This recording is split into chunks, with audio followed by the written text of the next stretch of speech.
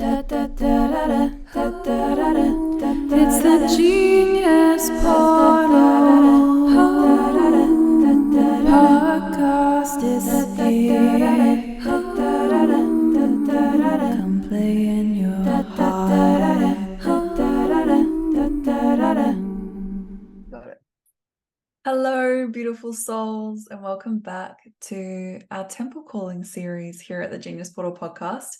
I'm joined today by Lydia Bergantino, who has actually been on our podcast before, so you may already be familiar with her. But today we're going down a different rabbit hole and exploring the beautiful creation that's been this Temple Calling world that we've been in together, but specifically the song Deep Waters that was inspired by Lydia's art, and I'm gonna let her share the details of that as we go. But I'm really excited to have you back. There's actually not very many people that have made their way back.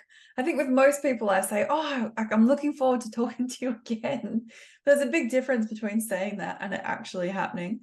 So I'm really excited, to have you back and to see where our conversation goes today and to celebrate your art and this beautiful kind of kinship and sisterhood that's been created through this album and through this co-creation that really, to me, feels like such a co-creation.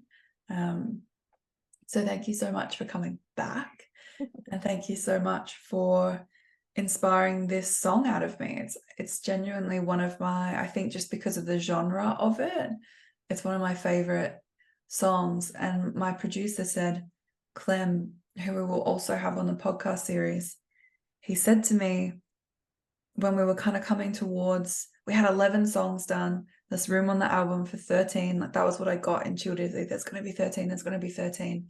And we just recently had a conversation of like, you received the hit of there's going to be a song, like let's do the song. And I'm going to ask you to share that story.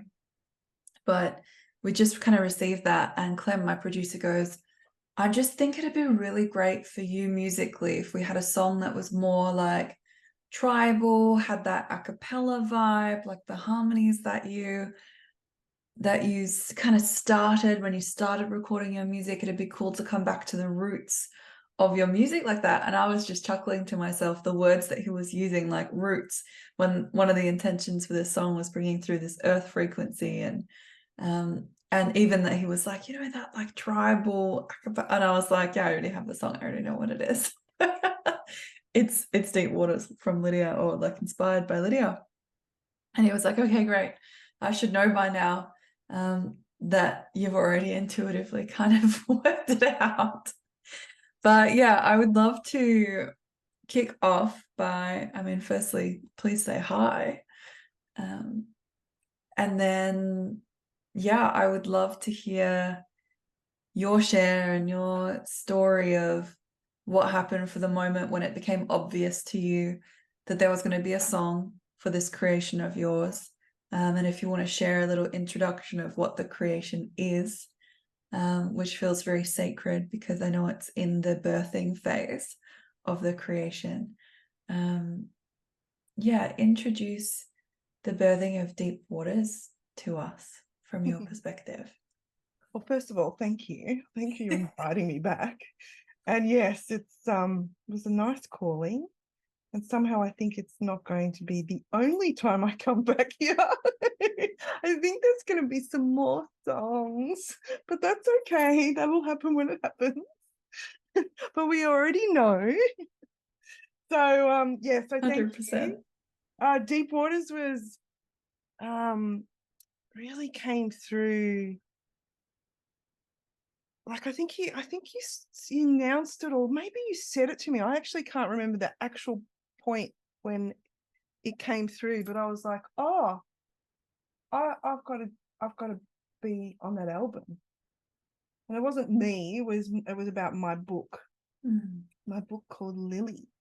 And I was like, oh, I need to do that. And I knew, like when we did a little Writer's Genius platform, and it came through that I thought it would be about Lily being a mermaid and her within the first book, her discovering who she was.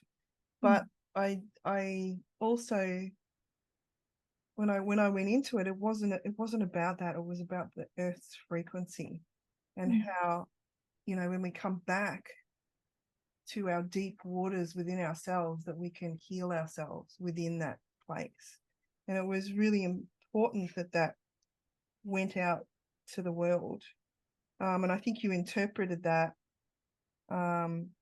beautifully, because if you eventually, when everyone gets to read the first book, it just marries so beautifully together, for this young, beautiful woman who's going along life not even knowing who she is and what her capabilities are, until she has some dark, shadowy things happen to herself, and through there she births this new frequency of herself into a little mermaid, and understanding how all that works. So yeah, it was really, really important to get all that to come through together. But it was interesting how you interpret it and you used it, and it was like, yeah, that's right. That's what it does. That frequency, the way the water moves, the way, like I remember you saying, oh, well, how do you want it to sound? And I'm like, oh, you got to go, like yodeling. It's not yodeling, but like, what is it? How the Norse people go, oh. I was like, yeah, not a singer here, but like how you could do that with your voice, and then it needed to be the beat of the drum, because the frequency of the earth and the frequency of the way we all move, including Lily, through our life, we need to go back to that and really feel what it feels like within that space. So I think yeah, that's my interpretation. That's kind of how it came along. But I did was like, oh, can you do song? I think it was like that. You're like, yeah. Like, yeah, right. Okay, sure. Why not? Yeah, it was really cool because it was really different with your creation, because I was the furthest removed from it, in the sense of, like, I'm familiar with the essence of Lily, and I've heard you speak about her, and I've shared in that intuitive connection to her with you, but I haven't read the book. Yeah. So there was, like, I wrote the Lilith song for a book, but I'd read the book, That's right. So there was a lot more reference. So it was so interesting for me creatively. And it was actually really freeing. It just felt so like, yeah, I just got to lean on the intuition and lean on my muse and trust, not trust, but like have faith that genius will take care of it. Have faith that it's all going to pull together perfectly. And it was, yeah, it was really beautiful to receive it. And the track does have that drum in it, and it has that yodeling, as you say. It's not yodeling, but I know. Yeah. What is it called? I don't even know what it's called. I actually don't even know. It feels kind of like a song cry to me, like a... Yes, that's right. Yeah. You know what it is? It's the inner frequency of your deep waters coming out. Yeah. Yeah. Yeah. Yeah. So beautiful. And yeah, it was just beautiful to be lost in the visual, because I'm so visual when I create. The visual that came through as I wrote the song was so beautiful. And I could just see this young girl. And it was interesting because even though it was for this book and for Lily and for that creation, it really felt like the girl I was singing through or singing about or singing to as I wrote that song was just this embodiment of all women, like all, even the feminine I can't talk, the feminine in all of us. Yes. It's like this embodiment of that. And like, that's what I was singing to. Yeah. And then singing to that connection between the land and the lake and the stars, and it was so beautiful. And yeah, I just really love it. I feel moved, like the instant I hear the song, and I haven't As you know, I've been pouring through the songs in intense detail in the last few weeks because they're all going through this production process and to listen to them all a million times. And we actually haven't done Deep Waters yet because we're doing them kind of in the order that they were recorded, and that was one of the last ones to be recorded. So I'm really excited to listen to it because it's one of the ones that I haven't listened to 3,000 times yet. But as soon as that drum comes on at the start of the song, it just awakens something in me. I can't help but move my body, my pelvis, like I'm moving, I'm feeling my feet on the earth, and it really does have that earth frequency, which was your intention for the photo shoot, right? Yeah, that's right.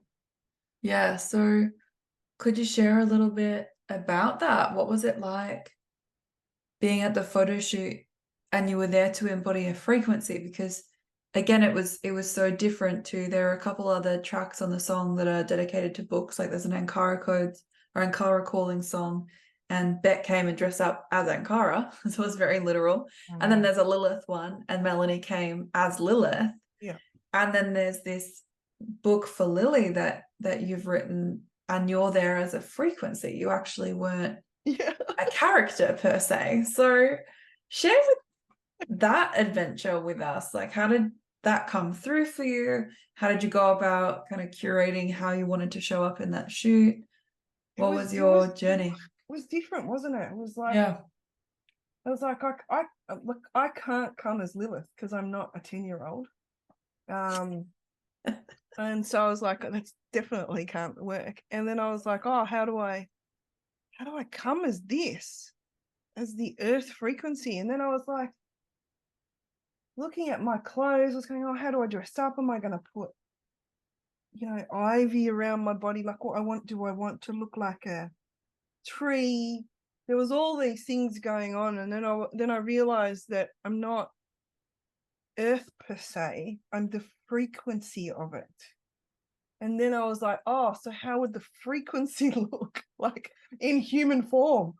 And then I was like, oh, and then I got a jumpsuit that's got all these beautiful colors on it, and it's like really bright, and it really showed the frequency of Mother Earth, that she is bright, that she is healing, that she is this,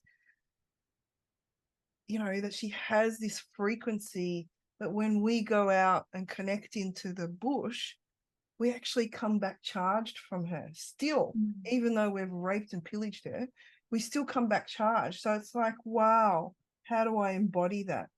And I think I just, like, I sat on a log, a little laughing on the log, and then I sat on the base of a tree just with my leg. It was just so easy in the end. Like at the start I was going, oh, but how do I encompass that? But I didn't need to, because we are all part of the earth, and her frequency. So once I just sat in that, I was like, oh, it's just love for all her children. It was nourishing, and it was the vibration was definitely there. And I think you felt it too. But yeah, there was no character. It was just that. Yeah, it was just an essence. Yeah, it was just the essence of that. Yeah. Yeah, and I think you were one of the only people that actually had a wardrobe change too. That you had a wardrobe change for the group photos and for your solo ones. So what was going on there for you? What was the reason behind that? I think the reason behind that was I wanted to represent me in the group shots and me in my essence, which I did. And then for the single shots, I wanted to represent the essence of Mother Earth, the frequency of her, and I think that's why I needed to change my clothes, because she's not always going to be in a dress and looking blue. I was all bright colored flowers, very hippie looking type of outfit, jumpsuit, where I could do whatever. I even thought, oh, should I just like strip naked, you know, and just be in that essence? And I was like, oh, no, I want to be in the vibration of how bright she actually is. Yeah. So I think that's why I did it. You know what, to be honest, I had all these thoughts and then it just was what it was. It was an inner knowing, just go and do this and this is what you're going to do. And when I think about it afterwards, I think there was definitely, this is me in my vibration supporting Ellie and the album and all the beautiful music. And then this is the vibration of that particular song. Yeah. Yeah, and I don't even think at that time I had heard the full lyrics of the song. I don't think you had either. No, I don't think you did until after a few weeks later. Even after seeing all the photos. Yeah. But then when you see the photos, you go, ah, yes, I see that. Yeah. There's a strong, powerful force in that. Yeah. Yeah, so true. And perhaps by the time this episode is out, anyone can come and stalk our social medias and see some of those photos. I'll use one of them as a cover for the episode, so you can have a look at that if you're listening now. But you've done it's been really cool actually, just witnessing you as a friend, as a fellow creator, as another woman. Recently, I feel like you've had such a glow up, like you've been going on all these photo shoots, you've had all these different expressions of yourself, and having you on socials. I don't spend heaps of time scrolling on socials, but the algorithm obviously can tell that I love you and thinks that I love you because you're there every time I go on and I watch maybe 6 stories and you'll be one of them. And you just got all this epic imagery and of such different vibes. Like every shoot that you do has such a different vibe. Like you've got like the I'm in the office vibe. You've got the I am like right by the sea and there's waves crashing, and then you've got the regal throne, but like they're so different and they're all so epic. And I'd love to hear just whatever you feel called to share about going on this photo shooting binge, and I mean that in a positive sense, not I don't know what else to call it, like escapade, adventure. No, it was a binge. It was a binge. Yeah. We'll go with it. We'll call it like it is. We'll shoot straight. I'd love to hear what that's been like, and also B, how it was different being at the Temple Calling shoot, because it was a lot of women. There were a lot of different things going on, and I don't know if or whether any of your other shoots have been like that, or if it's been very much, you're the content in most of the other shoots that you've done. So to be there in a group setting, it's just, it's different. I'd love to hear what you feel called to share about that. Yeah, it was different. I think it was solo binge, and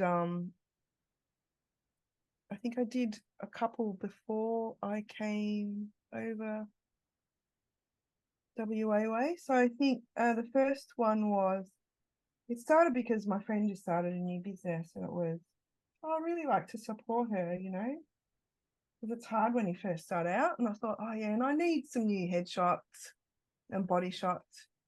And that turned into a little bit more very energetic shots, very my body, river, bloody 2 degrees while it was pissing down with rain. And I was just doing this whole, moving my hands around, the energy that was coming from my hands. It was just very mystical, I want to say. And it came out perfect because I have a mystical, magical side to me. And then I thought, wow, to be able to put that on a photo in social media and not just have a professional shot, like this is another side of Lydia, who I am.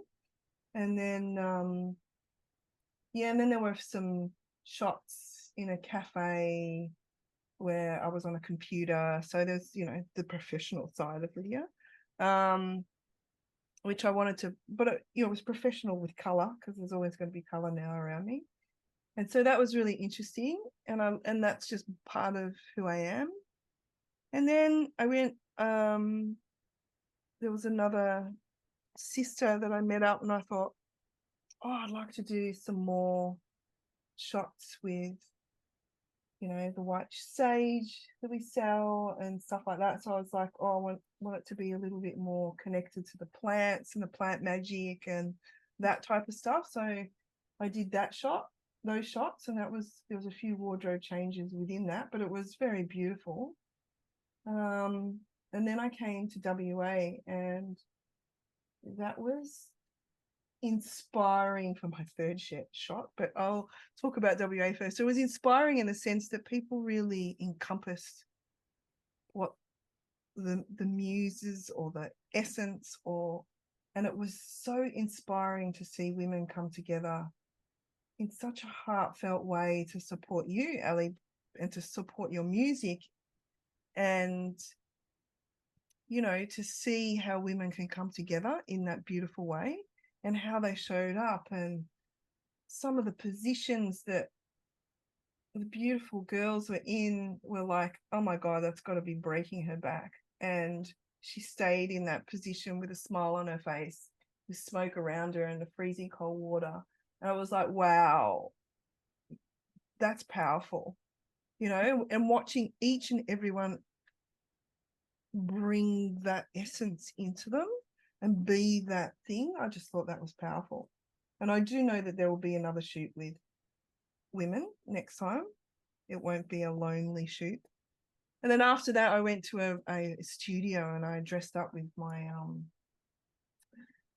my furs and my staff, and some very cheeky regal shots, some out there drumming Healy shots, and very powerful poses there, like the powerful Lydia, you know.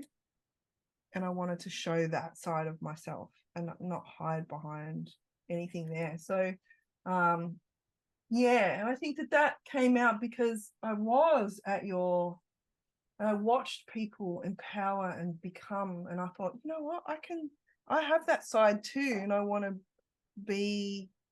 show that side of me too, rather than still hiding that part of me, that real out there side, wrapped in a bloody fur with a staff and a drum with a fierce face. You know, I wanted that. So I was like, yeah, okay, I'm going to create that. And so I created that.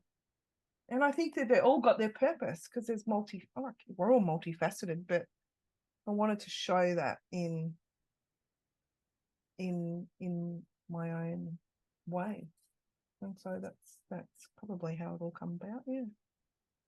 Yeah, it's been really beautiful to see kind of like the energy that I feel of you when I connect to you in all these different ways, and I connect to the depth of you, to see a visual representation of that. It's just really special. It's really, really cool. And I think there's been this thread through these conversations of photography actually being this real healing modality, because it gives you the ability to see yourself in a way that you know you are, but also you don't.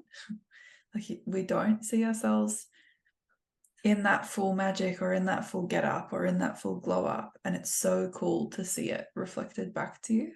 And confronting. It can be really confronting. Yeah. But yeah, I remember seeing I can remember it so clearly, actually, seeing the first few of those river photos that I saw of you, being like, fuck yeah, these are so good. Like, this is so you. And I love that you took inspiration home from that gathering of women, because it was a gathering. Hey, it was definitely, I think it's hilarious that we thought we were going to be done in a couple of hours. Yeah, that was funny. Yeah, that was like, hello.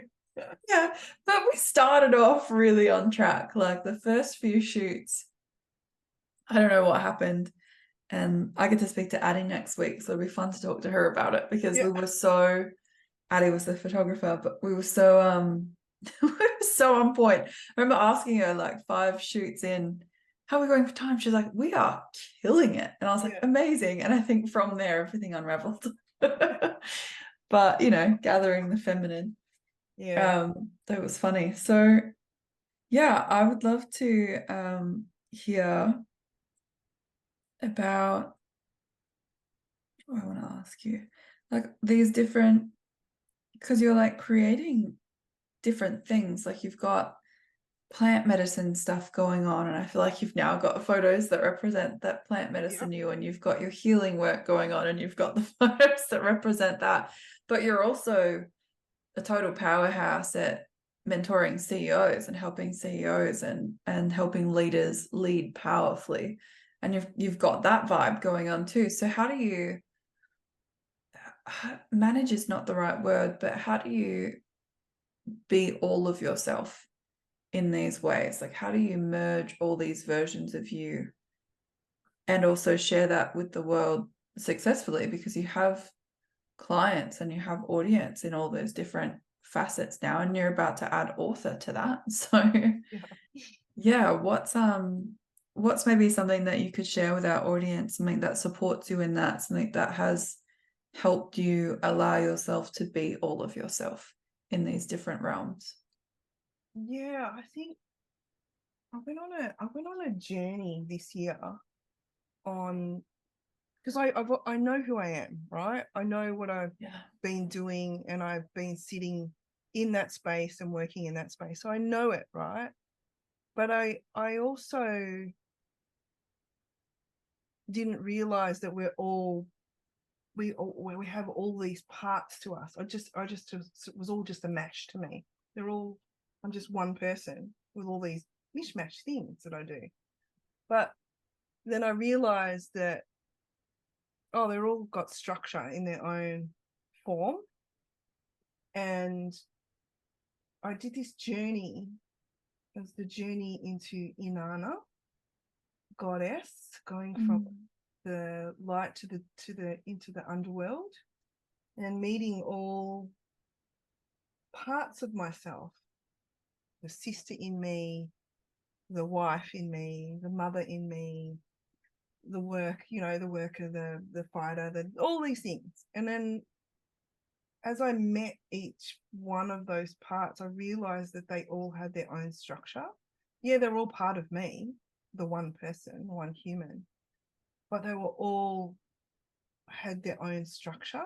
And I was like, wow, we have all these parts of us, friend, lover, mother. And so when I went into the underworld, I started putting these parts on the altar, on all the separate altars.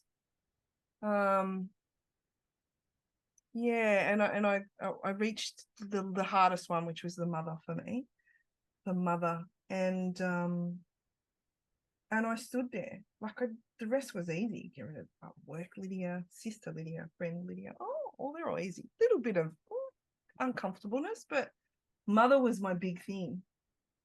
And at that point, I still didn't associate that they were all separate. And then when I try a mother, I just stood there. I was like, last thing I was completely naked. I had my undies in my hand, and I just couldn't put them down onto the altar. And there was also a bracelet which has got Noah's name on it, and which I'm a mother, so I'm a mother of Noah, so I couldn't put it down. And I just stood there, I don't know, 40 minutes crying, freezing, bloody freezing. I was blue. And then I just went, no, you're just stuck in this. It's just a part of you. And so I put it down and went to walk, and I couldn't walk away. And I was like, oh, why can't I walk away? No, I put Noah down. I put the essence of mother down. But then I realized deeper beyond that was before my own mother had died, when I was 18 months, that somehow the grief that she was feeling of leaving me in this world, because she knew she was dying, had come into me, that I had grabbed hold of somehow, because I don't even remember that time, right? I was too young, but my body did, my physical body did. And so then it was another whole period of as a mother, letting go of my mother. And so when I finished that and I went into the underworld and stayed there for a while and had a big cry, it was in that underworld where I think we were probably there for about an hour. But when I was in there, I realized that, there's all these parts of me and that they need all to be voiced in all their ways. And so that's when I came out, when I started to come back out of the underworld back into our world, the middle world, I was like, wow, okay. I started grabbing all the things that I needed from the temple halls of Athena and Persephone and all these beautiful goddesses. And then, when I came out of that, I sat there for a long time going, I've hidden away this part of me and that part of me and this part of me like all my life. And now it's time for me to show all these parts. And a way for me to do that was in the physical form. I needed to see myself in them. And that's what I did. That's why the photography was there, because I needed to see Lydia in, the healer of Lydia, the person that loves to heal people, the person who is an intuitive coach, the person who is, all these things. Mama. Not that there's lots of photos of me and Noah, but like the mama with the nurturing side. It was all there in all the photography. And it's, and now I can look at that and I go, there's that part of me showing up today. And there's that part of me.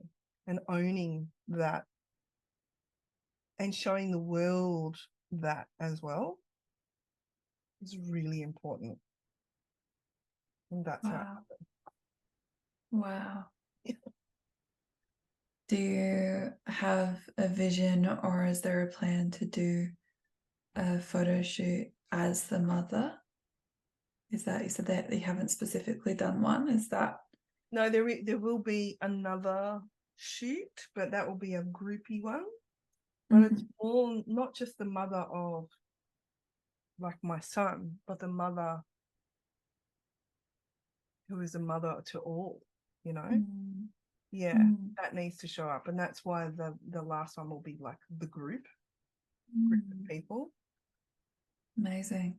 Yeah. Could you share a little bit about that? Because I'm not a mum, but as you know, yet, but it is something that I do see a lot of mothers in particular struggle with, in that separation of, I don't know if separation's the right word, but going from kind of just being defined as the mother now to being the mother that's also making, that's also creating, that's also, got your own individual sovereign purpose on earth. That's yours, that's your purpose. It's not Noah's, it's not other people that you have a mothering energy towards.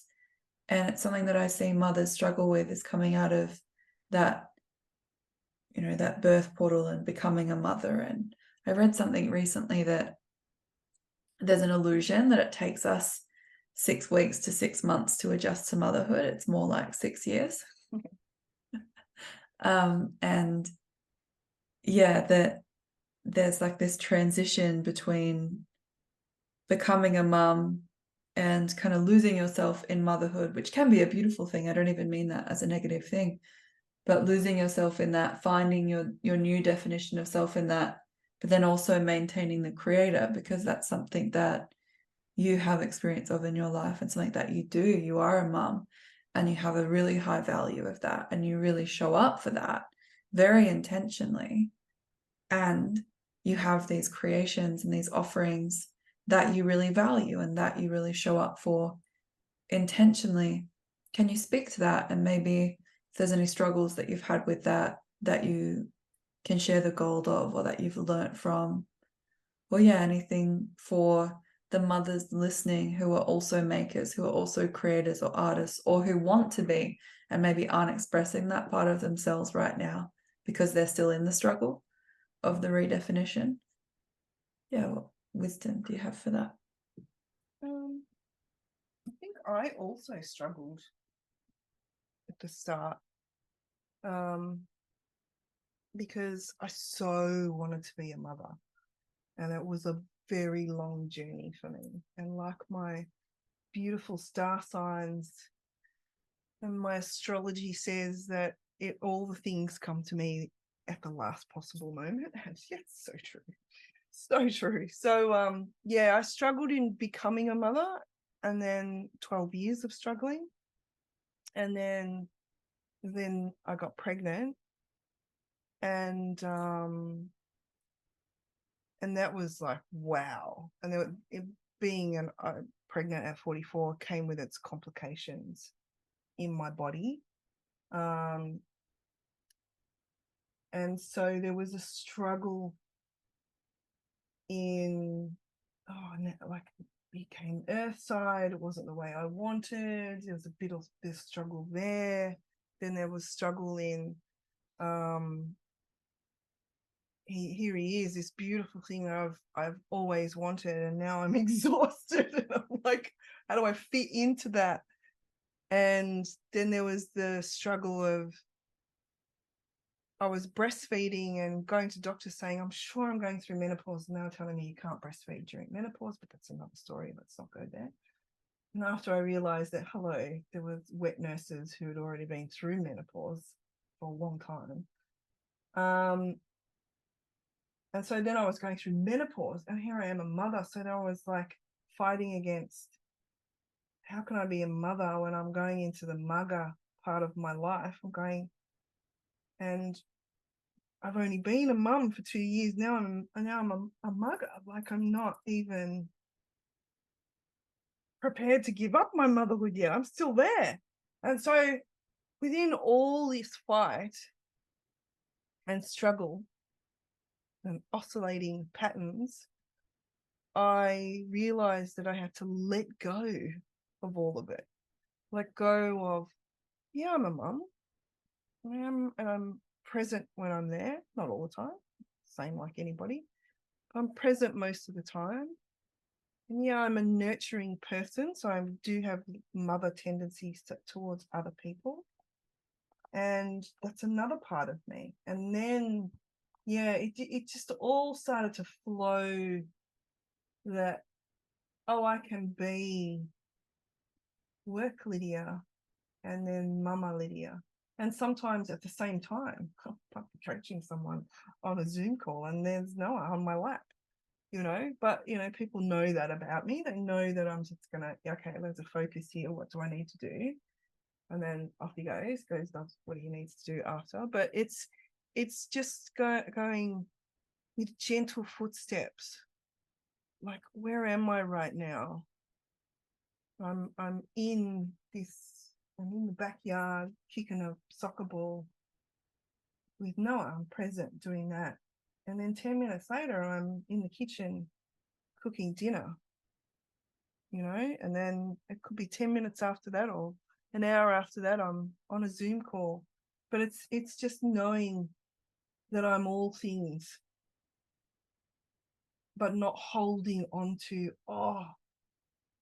today, and it happens. Today I had coaching all day long, and Noah was home and he was watching TV, right? Which I hate. I have a whole hate thing about that. But again, I can't be in the lounge room being a mum and being a mum that works, coaching at the same time. So that's when you just got to go, you know what? It's okay. It's okay. Because in 1 hour, I'm out of this room and I'm back on the floor, snuggling or doing whatever I need to do, connecting. And that's okay. And I think it's just taking it for what it is. That you are all things. And it can be really, really messy in the poo. You just dug yourself a shithole and you're standing in your own poo, right? And you're just sitting in there going, let me just soak in this poo for a bit, right? And then otherwise you can just look at it going, you know what? I'm just coaching right now. That's who I am. That's what I'm doing. And then later I might be creating.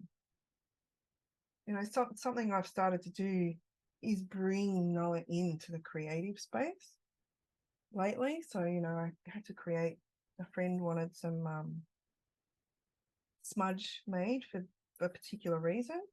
And I was like, oh, I can bring Noah in. And what I'll do is I'll go, no, this plant is for this. So do you want to get some spoonfuls and put it on there? And he's like, yeah, okay. And so we created a circle and we connected in that circle. And we were just loving each other and loving creating this thing for a friend. And he was like, oh, mummy, you know, what does this one do? Oh, you know, that's chamomile. Oh, what does chamomile do? I've seen that floating in my bath. Oh, yes, you have. Right. And just bringing that into it. It was real. And there's something about that joining the motherhood and your own creative side with your child, because they're starting to learn to use that for themselves. Like he asked a question yesterday. Oh, so yesterday we made pickles. So we made pickle carrots, pickle cucumber, pickle onion, and all those things. And I made him do all the chopping, and then he put it all inside. I did the hot brine, but he did all the rest of the stuff. But I was like, oh, why? What does carrots do? Oh, carrots do this. You know, oh, and how do you know all that? And I just said, oh, I just know. And he goes, but did you read it? And I go, no, I just know that that's good for that. And I trust that in myself. Oh. And I can see his little brains working. And then he goes, oh, is that like the sleepy potion you put in the bath? And I'm like, yeah, that's like the sleepy potion I put in the bath to relax you. Oh, you just know. Yeah, just know. Well, how will I just know? I go, you'll know. We'll teach you. That'll come. But right now, like, you know, it's like if you're walking to go to the toilet and all the lights are off, but you know that the toilet exactly where it is. Oh, yeah. Oh, because I just know. Yeah, you just know.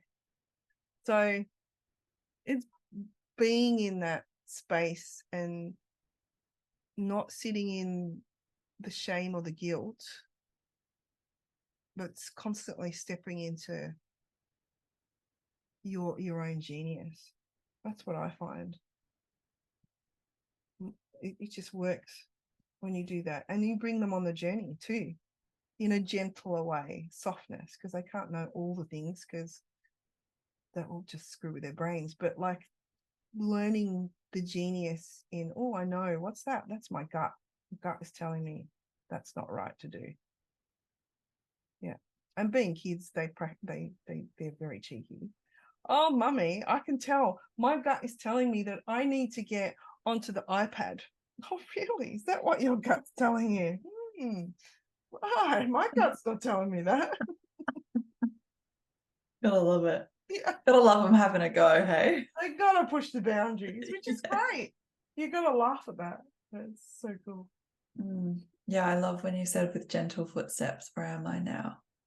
Yeah. That's something I saw a friend gave birth to a second child very recently. And she had her first child is 3.5 maybe. And they woke him up for the birth, that like window, just she knew she was just about to give birth, so they woke him up. And it was beautiful. Like he just knew what to do. He knew to give mom space. He came and pat her on the back, and he's saying, good job, mummy. He's like excited to meet his little baby brother. And yeah, they do. I think when given the space, when given the faith and you know, gentle guidance from the people around them, they really do have this innate connectivity that they're able to bring. And actually, I mean, I learned so much from spending time with children. I feel like they're actually teaching me as much as I might be teaching them stuff. They're teaching me to be present, and they're teaching me to be curious. And we just got to teach them to be human and open on that journey. You know. Yeah. I mean, I've made mistakes, but I tell him, oh, mummy's made a mistake here, and this is what's happened. You know. we had this beautiful moment where they have this thing called Anthology Week, where you go, it wasn't actually clear in the documentation that parents should be there. Mm-hmm. And so I assumed that I didn't need to be there, and so did John. And we kind of like didn't show up. And so when he got home, he was in fight or flight, like full crying, having a big thing, feelings coming up. And I sat down next to him and I said, "What's going on?" And he goes, "It was anthology and you didn't get to see my work, and I played the ukulele on the stage and you never saw that." And I was like, and it hit me. And I realized that this is one of those moments in, 15 years time he's going to go to see a psychiatrist about. But that's okay, because we're human. Yeah.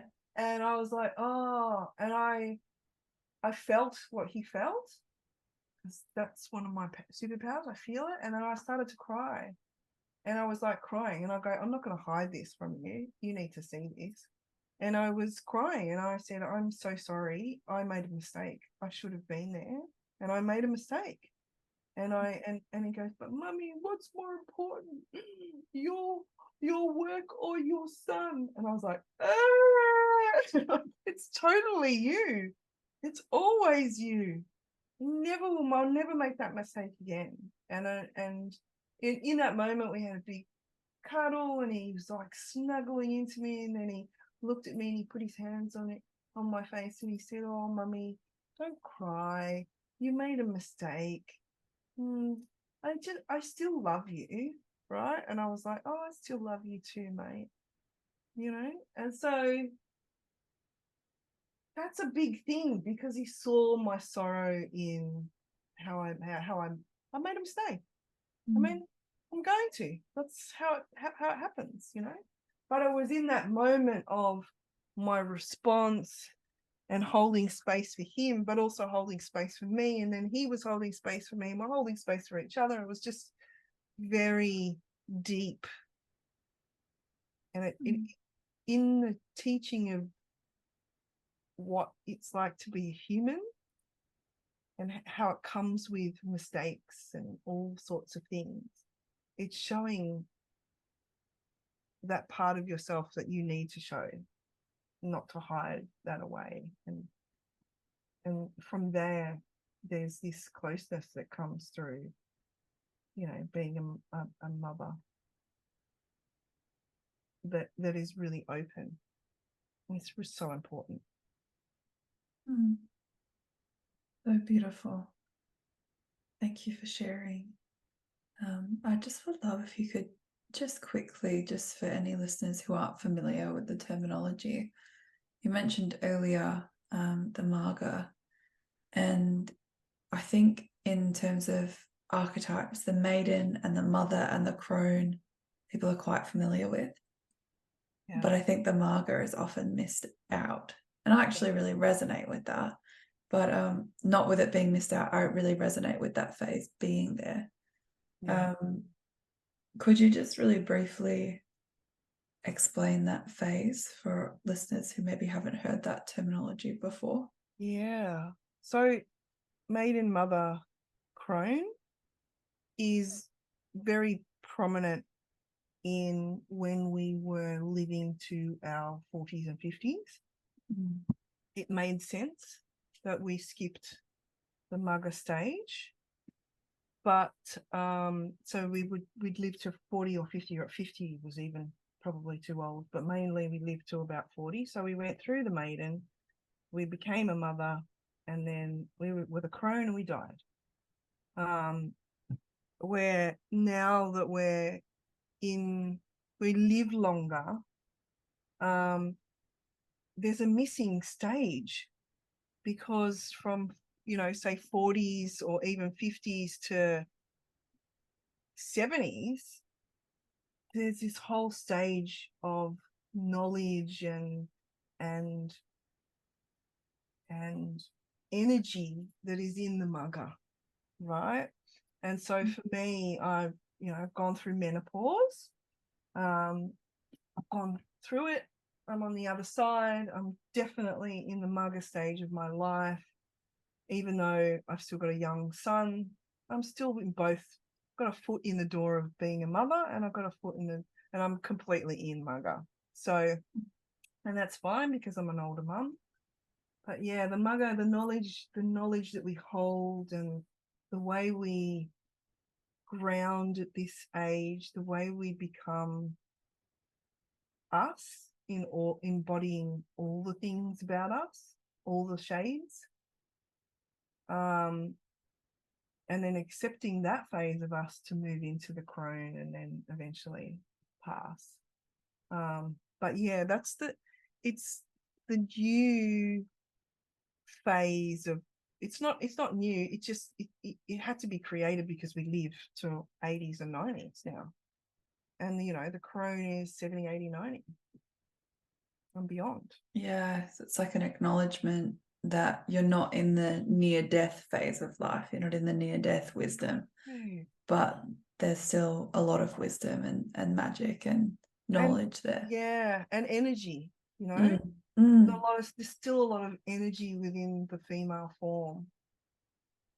Yeah, I'm seeing like a real shift in the collective relationship to menopause, in that I'm seeing a lot of women, at least that I know that I'm connected with, find it to be an incredibly empowering phase of life. Yeah. Like a taking back of the self. And I wonder if, often we're trying to compartmentalize things and create like a formal state of, when you do this is when you transition. You fall pregnant or you have your first child, you're officially a mother now. You go through menopause, you're officially in Marga. I don't know what officially makes you a crone or whatever. I think people look for these defining things, but I think there's also a spiritual component of transition into these chapters, into these phases. And it's interesting, like reflecting on myself while you're speaking, like I'm a maiden, but I do feel myself in that mother archetype as well. I mean, especially creatively. Yeah. But literally physically I'm a maiden, right? Like that's where I'm at. But in terms of the archetype of the mother, creatively I've given birth a lot, so I really resonate with that energy. But yeah, I'm really seeing and loving seeing this shift, this like alchemizing of that mother to Marga, or even just to Marga phase, because not all women choose to become literal mothers. And in that menopause phase of life, which I mean is a blur, right? Like it's not suddenly you're in it. Well, actually, I think the medical definition is just when you've had your last bleed, you've now been in menopause. But there's like that perimenopausal, that's a whole thing. Yeah. But I am seeing it become more and more empowering, and seeing all these women for like wake up to the wildness of themselves and reclaim their power and step into this real no fucks given, this is who I am energy. And it's really, really cool to see. Yeah, it is cool to see. Yeah, when I started to go through perimenopause, I was like, fucking searching, constantly searching for someone to tell me, what is this thing I'm going through? But then I felt, even myself, I felt like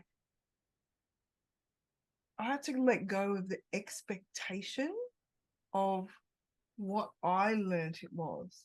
You're going to go through all this hell before you get into menopause. You're going to feel this, your body's going to do this. Yeah, I did. I go into the hot night sweats and all that type of stuff. Mine was fantastic. It was like, I've got my period. I get it every 30 days, all my life since I was 12. And then at 47 and a half, it just stopped and it never, ever came back. Right? But in that was the, oh my God, it hasn't come back. I'm going through menopause. Oh, I'm now old. And then it hit me, and then the night sweats, and then all this. And I was like, hey, I'm in. Guess what I'm doing? I'm focusing on the old, and I'm focusing on the pain of the transition. And when I let go of the focusing on the transition, and I stepped into, hey, I'm even closer to my higher self than ever before. And then I became that. And I'm not saying the hot sweats disappeared, because I still get them now every now and again, not much. But I changed my being in it to, doing the whole genius, stepping out of it and being my higher self as a full menopausal woman. Oh, wow, it's different. There's no struggle. Am I old? No. All these things, and I realized, this is what you were told. This is what society has done. You're not going to, all these things are not going to work properly. And that's true. They don't. Like, your body changes. The urges change, and the way your hormones aren't working in your body the same way. The estrogen is gone, but it doesn't mean that things stop. It just changes. And it's a big rebirth of you. And once you come to terms with that quicker, everything else moves fast. Oh yeah. Now I'm like, yeah, I like this. It's a nice phase. Yeah, beautiful. And to pull our conversation all the way back to Lily, do you feel like writing Lily in your Marga phase informed it a lot, like was like an essential part of the creative process, that was the perspective you were coming from? Yeah, it's yeah. It's I'm writing it. It's Lily's voice. So somehow I've gone back to the maiden to write. Funny, the muse is a little leprechaun man, but that's interesting in itself. But it's like, it's different to look back. And it's nice to feel into, that young maiden side.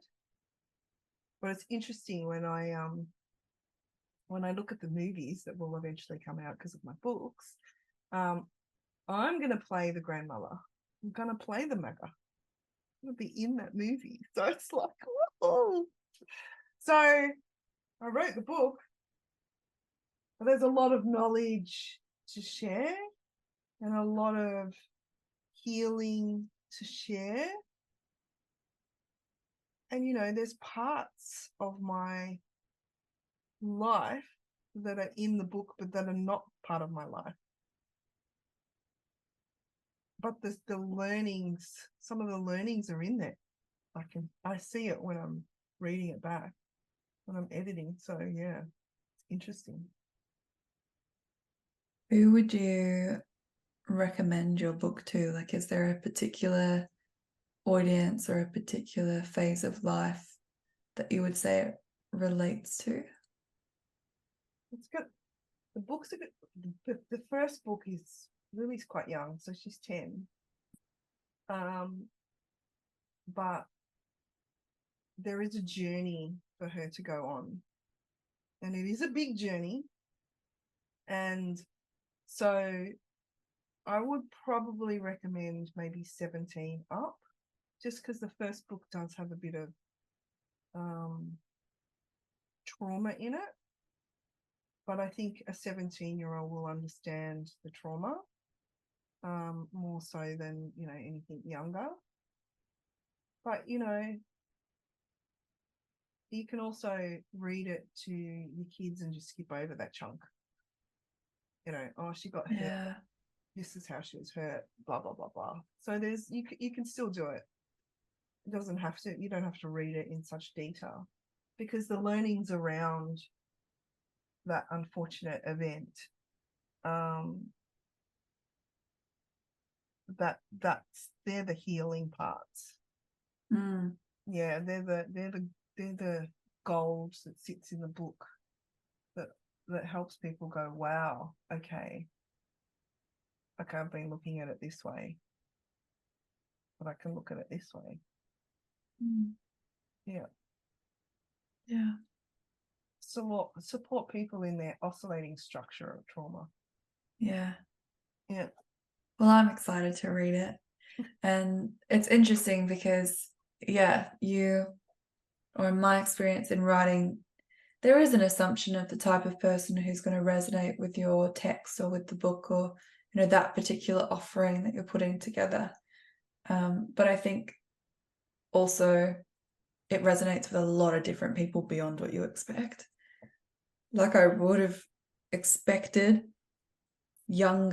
probably a younger audience, like a young adult audience for my books, but my grandmother loves it, and she's 89, and she's gotten a lot of benefit from reading them. It's been really connecting for us. So I'm excited for Lily to come out into the world, and I'd love if you could share where people can connect with you, how they can find out about Lily and your other offerings, so that those who have just fallen in love with you again in this conversation can come find you, and I can update those links as they need to be updated too. I think just to point out about the book is there's another book that comes out that's about trees, and it's a little bit more masculine.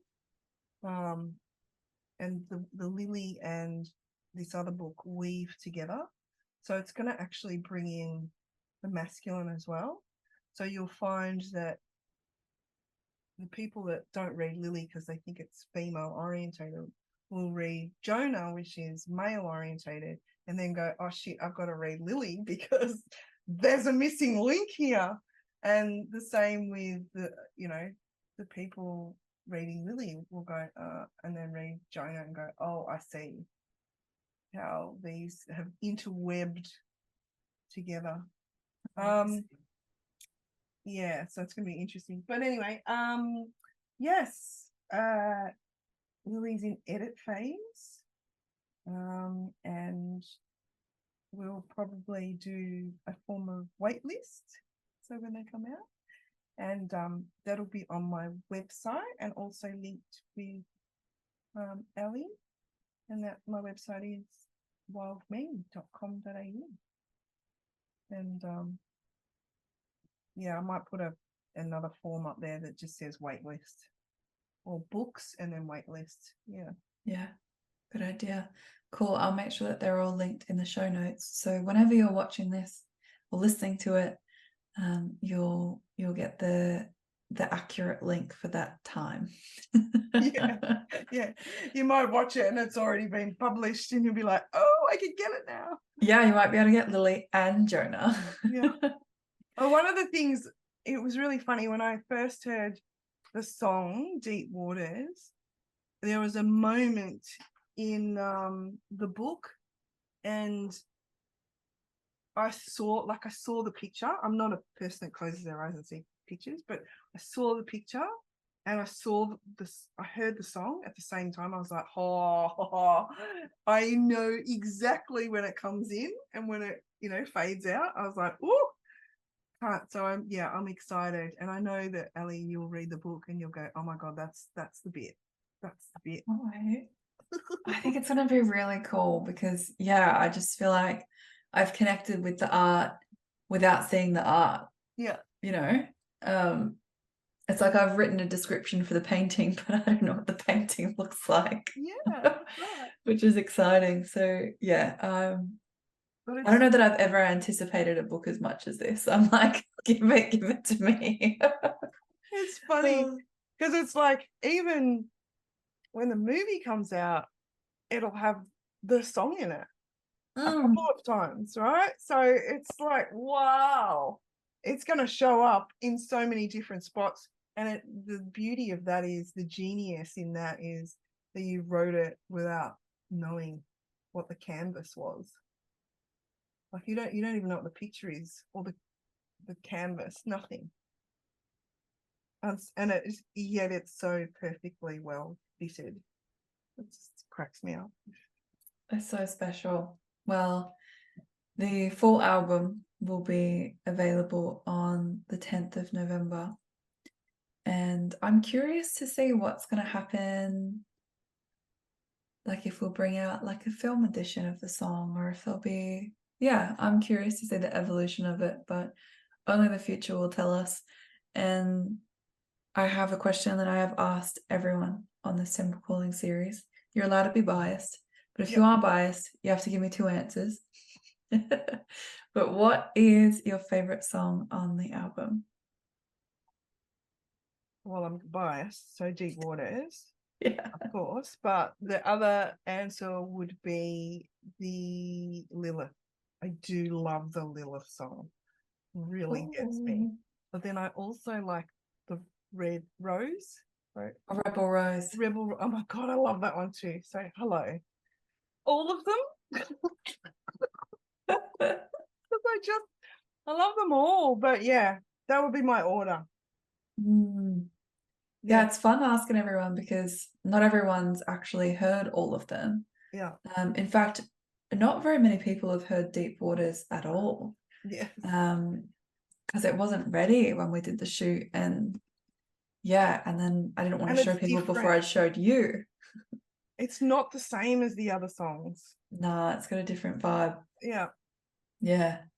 Yeah, very cool. Well, this podcast will come out with Temple of Lilith live, with Rebel Rose live, and the rest of the songs very soon to come to your ears, depending on when you're listening to this. And yeah, I'm so excited for the music to be out there and for the invitations, people to come and explore all these different magical temples to be out there, because every single song is connected with a really magical body of work that I'm so excited to broadcast. Yeah. I'm so excited to celebrate. So thank you so much for being a part of it. And thank you for opening up and allowing me in to go, oh my God, you can do this. You're very welcome. You've been very committed to the vision. You flew in for the photo shoot. I mean, you've been all in, and it's really cool. It's so cool creating with people who are all in. Yeah. It's such a beautiful, energetic receivership, like an exchange. So just thank you from the bottom of my heart. And on behalf of everyone who's going to just absolutely love this song that wouldn't exist without you. So thank you. If you're listening, make sure you jump on that wait list for that book if you are a reader of any sort. And yeah, we'll see you soon. Thanks for hanging out with us. I love you. I love you too. I love you, everybody. Love you, everyone. Bye.